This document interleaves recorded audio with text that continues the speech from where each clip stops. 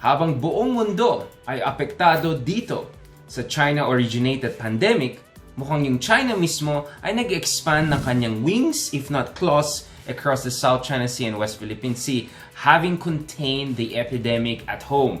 In short, China is being accused of strategic opportunism by the United States and its allies and a lot of observers across the region. Kitang-kita natin, over the past few months, China has been conducting major naval drills in the South China Sea. China has been harassing the Malaysian West Capella drill ship oil exploration activity in the South China Sea. A Vietnamese boat was reportedly sunk by China in the South China Sea, and 2 other Vietnamese boats were apprehended by the Chinese forces. Now, lumabas din ang report recently that China has also engaged in aggressive and provocative actions against a Filipino warship earlier this year in February.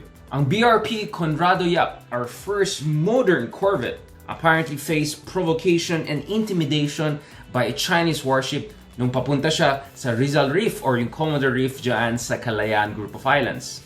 According to reports and sources from the Philippine West Command, which is in charge of defending our interests in the Kalayaan Group of Islands, a Chinese warship was pointing its radar at our warship, which was there on a routine surveillance and support operation. According to some sources in the government and armed forces of the Philippines, this was quite a provocative and hostile action.